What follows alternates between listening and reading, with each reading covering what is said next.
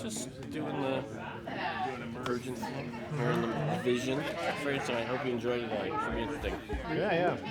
And It'll be on camera. I guess so. You didn't tell me I was going to be a star. Exactly. Well, we all know that.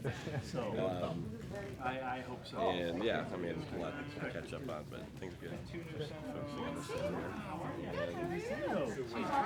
It's There you go. it was on. Yeah, it was One was a destination. Mexico. And the oldest one was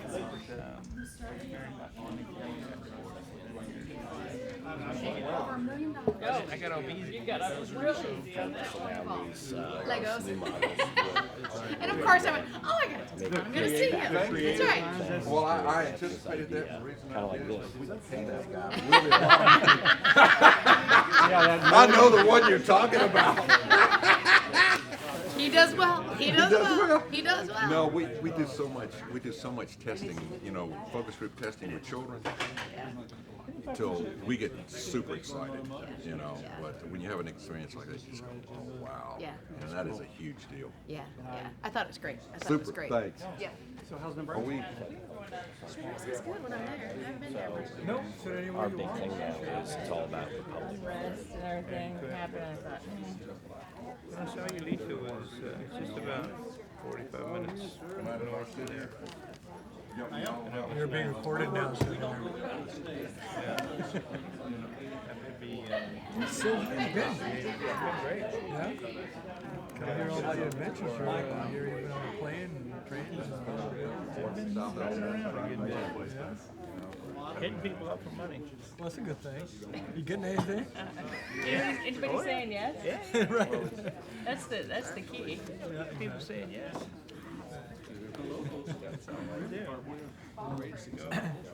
I've been by Alkins about 3 times, and each time I'm like, I know he's not here. I know. Yeah, just let me know when you're gonna be around.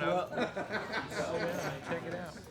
Well, I think what we should do is probably try to schedule down before this next 2 days are done, because I'm going to start traveling, and you're probably going to have a great schedule too before the holidays. Yeah, I'll get a time. I'll look at my calendar. Sometimes they let me touch my calendar. Not much. I don't even I try can get, like, anymore. I just say, special you know permission. what? Here, let me introduce you to my ancestors. Right. That's all My I do. ancestors. Don't. If I try to do it, she gets mad. That's the worst, right? Yeah, it's like, I'm mad at Right. No, you don't want to make her mad. That's exactly me the way April organized. does. I just let her do it. Yep. Tell me where to be. Well, this is, I'm excited about the next 2 days here. The election is going to go. I'm waiting for that's one of my biggest, yeah. Are you just starting? Should I go to a different table? Right, exactly. This thing is here way I too haven't long. got my cue yet. I don't perform till I get a cue. That's right. Just give me my spot. Yeah, Give me my Let me line. hit Where's my my spot. Where's my spot? Prompter. Where's my teleprompter? get- You're an Obama. I don't get started till they bring the powder out. So you don't expect me to sing? That's right. That was funny. I did this. Actually, it was in Cincinnati. I did this television show with Jan. It was a long time ago. No, it was. They were doing an early childhood thing. All right. That was very scary. You always know that like I said, is watching this, but man, you were watching me while Early you childhood advice kind of thing. It was on. It's I am up for anything.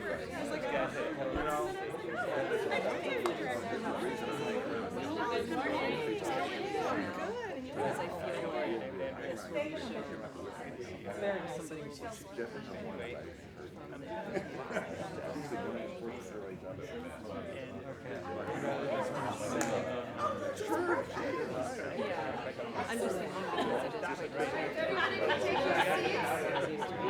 And they say, hey, you get shine in you. Come back and you get a little higher. And by the end of the day, you dump the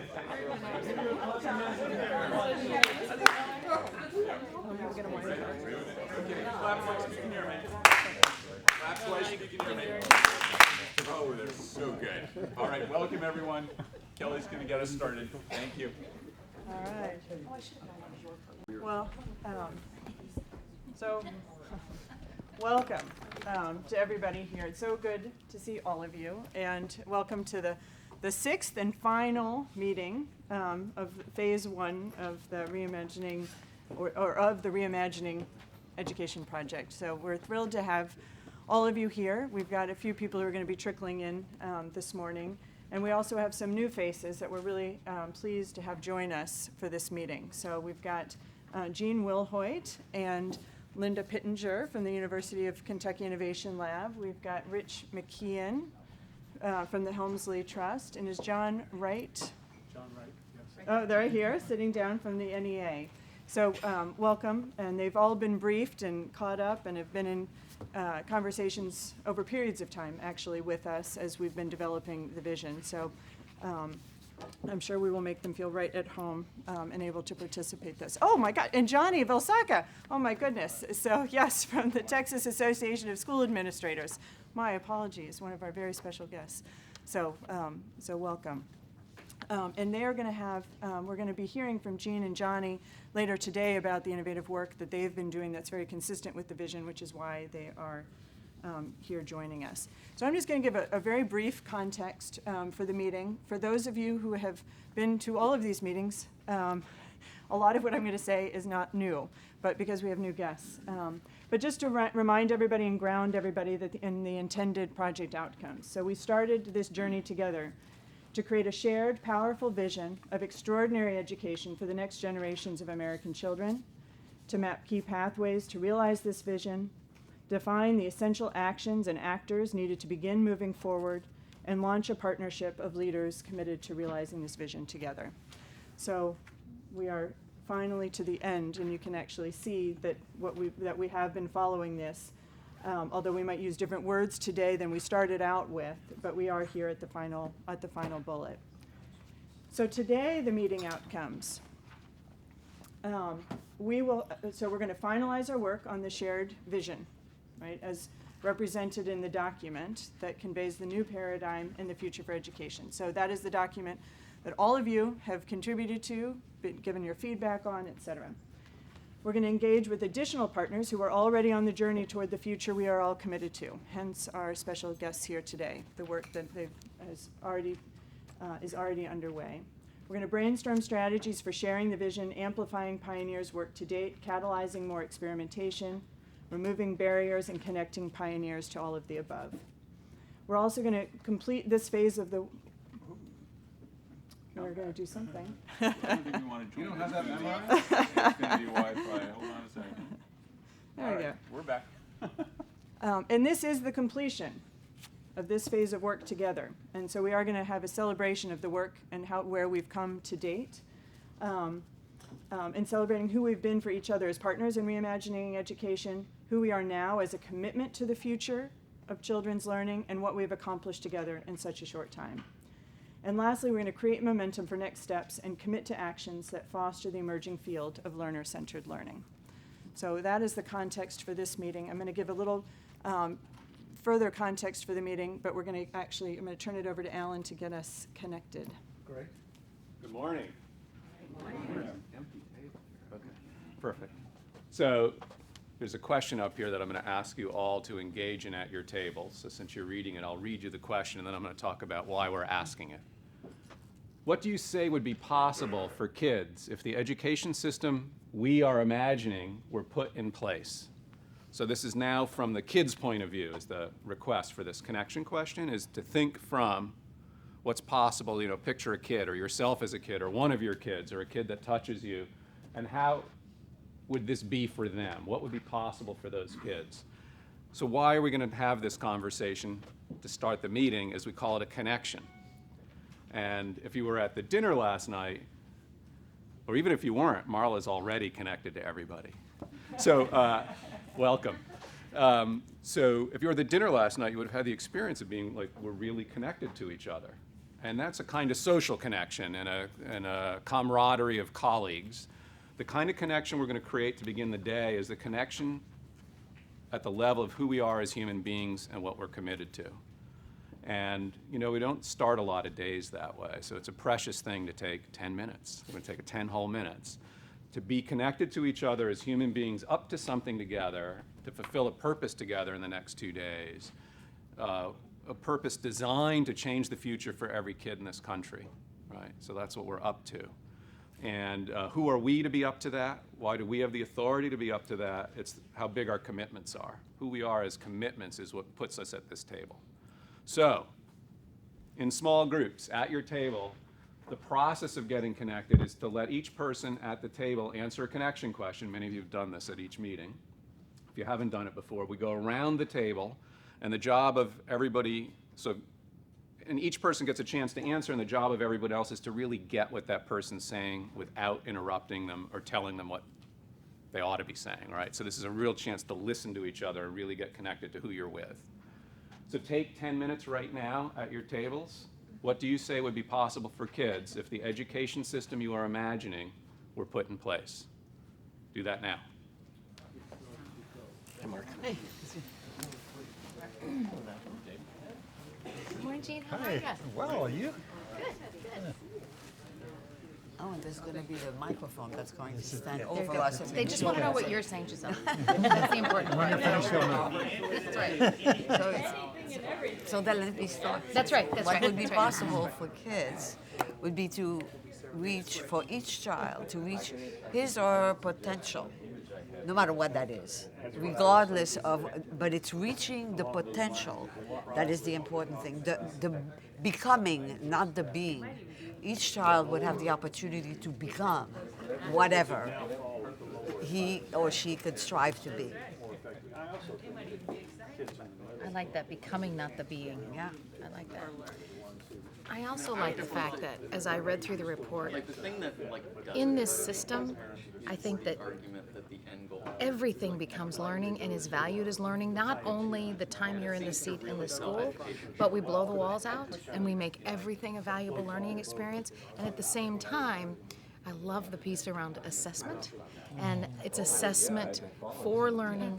It's not just assessment of learning, and it's also so deeply embedded to what the child is doing. They don't even know they're being assessed, right? Because it's just an ongoing part of the learning process. It's a touch point, it's a checkpoint, and it's not something that's divorced from the learning process. So there's no teaching to the test, and there's no, I'm done now, and I can go home. It's even what the learning you can do at home can continue to be added into your overall learning experience and be credited towards that, you know what I mean? And valued.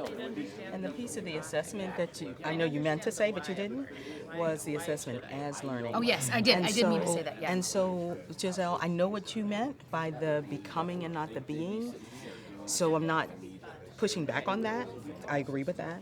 But even as you were saying it, I was thinking, you know what's so powerful about this? It is actually the being. It's the process. It's not just becoming what you're going to, laying the foundation to become. Because we're actually learner-centered and thinking about the assessment as learning, fulfilling yourself and being introspective about yourself and all of those things. The process itself is for me, is a powerful piece of the becoming. So even in the present, you are that learner. You're not learning to become, just to become. Right. You see? Right. So that's why I wasn't pushing back on you. I know No, you I didn't know mean- that, but what I meant to say, what I included is the fact that the world is going to change so drastically in the next decades that if children are not adaptable, if we don't give them the tools and the dispositions to go with the flow and to fit into the new world, we're not doing them a service. So that's what I mean about nothing is static anymore. You're never going to stay in a job for 30 years, ever. That's never going to happen again, right? So we have to be able to train them and educate them so that they can deal with that. That's what I mean by becoming. Lifelong learners. Yesterday morning, I walked out on the street from a building, and I was approached by this he must have been about 4 years old, just strutting down the street with his mom. And I said, "Good morning," and he said, "Good morning." And I thought, in those eyes, in that voice, was this excitement that this little guy could conquer the world. Yeah. And he really believed that. And what's so exciting about this for me is that we can hold on to that kind of vision as we turn over this learning process, this, as you were saying, to the child. And then as that child matures into adulthood, taking responsibility for learning, it flips the whole system on its end. You literally become focused on that individual child, their learner needs, their ambitions, their goals, their strengths, and the whole system then begins to wrap itself around those learners in a very different way than we do right now. So, Your 4-year-old story makes me think about what would be possible for kids, because what I was thinking was it could be possible for our young people to hold on to that wonder and sense of discovery and enthusiasm about learning that they start with, but that gradually ebbs too soon, I think, in their school experience. But that if we're talking about this vision, they can hold on to that even as they grow older and into adolescence. I mean, to imagine the possibility of adolescence having the same wonder that a preschool has about learning in school, and that it hasn't been beaten down, literally, or become cynical with what too many experiences are, either around not meeting their needs or around becoming almost painful in a testing situation, but that they can continue to go through school with real already. Yeah. I don't know what the right words are, but in the face of economic disparities, and to being able to provide that for young people coming out of whatever environment that they're coming out of, and having it be really respectful of the environment that they're in, of their culture, of their background, of their families, for whatever they are. So those are my. I really like that part about the cultural embedding. When we talk about it a lot with on a global stage, because interventions have to be culturally embedded in order to be good. Education can work, but it only works if it's culturally embedded, and especially in emerging economies. And when we think about, I know we're a developed economy, but at the end of the day, so much of what goes on here in the U.S., we can find developing emerging economies just absolutely. within the outskirts of some of our cities, where we have conditions that are very reminiscent of things we might see in other economies. Absolutely. And culturally embedding these things into that, into those worlds, so that like all means all, and all means all, and just like the discipline, knowing how to discipline, culturally appropriate discipline, which is a big deal, right? As we think about how we go about those. I know it sounds obvious, but it's really not. It's not. And our school is an urban suburban school with a highly diverse economically and racially student group, and we have, we're a microcosm in our school of the issues in the country of disparities in outcomes in terms of grades and test scores, and certainly disparities in discipline, and we're struggling to figure out how to address that. And such a huge piece of it is about understanding and cultural issues and addressing them. So we talk about that a lot in our school, and I really see an opportunity in this to embed that in this work. So, I've always liked what Michael was telling me about what he did, and you may have done it in Dallas as well, but what you did in Gwinnett County, where the student populations had a large say in what they were doing. So you had high schools where a lot of the kids really were aggregated around, they made a choice. I don't want to go to college necessarily. I want to have the opportunity, but I may choose not to. And so programmatically you could lean that way. And there were other high schools in Gwinnett County where, for whatever reason, there were high majorities of people who wanted to go that way, and you leveled the playing field so that everybody got what they needed, but they could have some say in the focal points, which I always thought was really a neat idea, as you explained When it. students have choice of kinds of things they're going to learn, they're going to be a lot more engaged.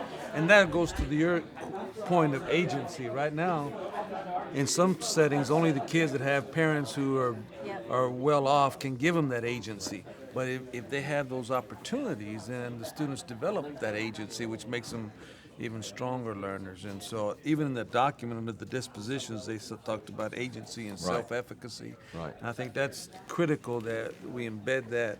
And it could be a reality with this vision. Because the students get connected in that world, and so it's going to be careful how it's going to be dicey, but that's going to be something that that we need to pay attention to. I think his agency is so. When we think about it, it's a means, right? But it's also such a key outcome because you want a person who's going to be able to go out and navigate the world successfully. Isn't that wonderful to think about giving that to children? Where they can, we know that when they get older, they're going to go. That's more important than academic content. Absolutely. Absolutely. You've got a good point there. So, I love that small groups do not want to stop small group conversations. So really, we should probably just let the small group finish the 2 days, but we're not going to. What we're going to do now is always part of the connection process is to return to connecting as a large group. So you have that experience of connecting to who is sitting at your table, and now the experience that something's been going on at all the tables that's a lot like what was going on at yours. And what we don't want is a report out of table conversations, right? Because those are deadly. So, and since we have new people here, what we're going to do is quickly go around the room and let each person introduce themselves quickly, and I'll model it in a second. So with your name, what your day job is, we'll call it that, and one word, just one word that captures for you or represents for you what's possible for kids in this new future. So you've got to come up with the one word. So my name is Alan Cohen. I'm a co-facilitator of this process on the Convergence team, and my one word is love.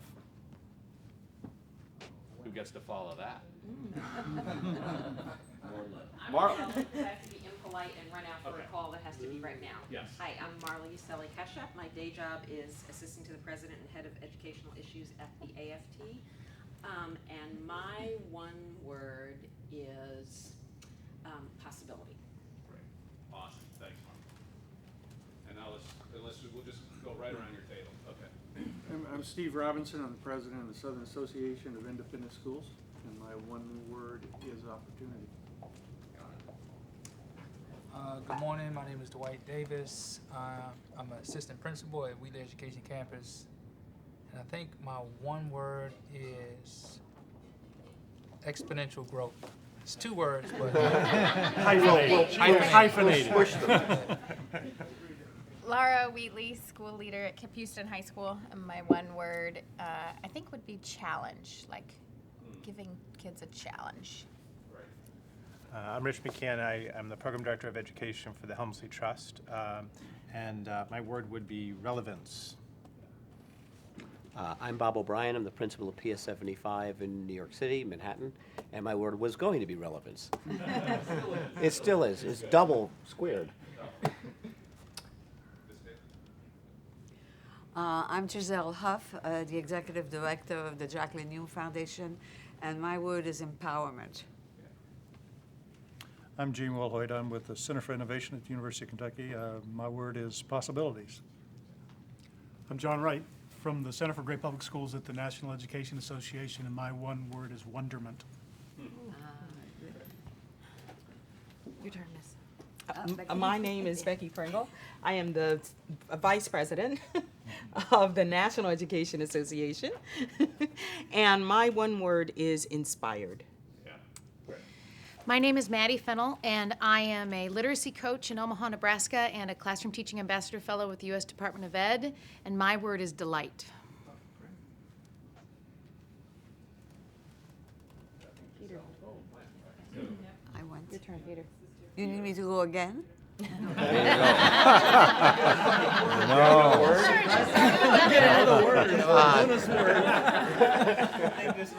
My name is Peter McWalters. I'm a retired educated administrator, and my word is agency. My name is Nick Donahue. I'm the president and CEO of the Nellie Mae Education Foundation. I wanted to follow Bob because I'm also an alum of PS 75, where he's the principal in New York. It's crazy. We do good work. Yes, and my one word is stewardship. I'm Rayhan Dower, founder of Ethica Global Alliance and a owner of education company Novastar. My one word is compassion. I'm Judy Pepler. I'm the president and CEO of KnowledgeWorks Education Foundation, and my one word is engagement. David Andrews, Dean of School of Education at Johns Hopkins University, and my word is ownership. Mark Porter McGee, I'm CEO of 50CAN, and my one word is responsibility. I'm Linda Pittenger with the Center for Innovation at the University of Kentucky, and my word is agency.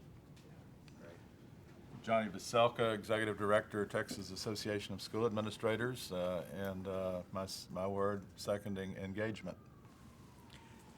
Michael Hinojosa, recently retired superintendent of 20 years, and my one word is acknowledgement. I'm Stephen Turnipseed. I'm with Lego Education. It's a President Emeritus is the official title, but I deal with strategic partnerships and a lot of things like that, and my word is success. I'm Jeff Weisglass. I'm Vice President of a school board out in Illinois, and I'm on the Leadership Council at Convergence, and I appear to have the last word, which is passion. Okay. Well, actually, you know what? Let's get the rest of the Convergence team. So there's some more. And we'll get to the back row in a second. That's not the last word. The back row is totally startled that they're going to participate. Great. Laura Perro, I'm with Convergence, and my word is inspired. Inspired. Great. Oh, I'd love to come up here. We're going to let the last row go. Kelly and David get a chance to. I'm Kelly Young. I'm the director of the Reimagining Education project, and my word is inspired. I'm David Fairman. I'm Managing Director at the Consensus Building Institute, co-facilitator for this process, and my word is discovery. Great. Okay, now, the team that really makes everything happen. Find out who's behind the curtain. I'm Demi Edwards. I'm associate for the project, and my word is thriving. Hi, my name is Julie Renkoski. I'm a teacher, but currently a fellow with the Education Project, and my word is fun. I'm Seamus. I'm a student at Cornell University and an intern, and my word is engagement. I'm Sophia Rubin. I'm an intern for Convergence, and I'm a freshman at American University. And my word would be diversity. Thank you. Okay, that's the last word. So great. So we're connected, so we're actually ready to get to work together and make some things happen for the next 2 days. And I think Kelly's next.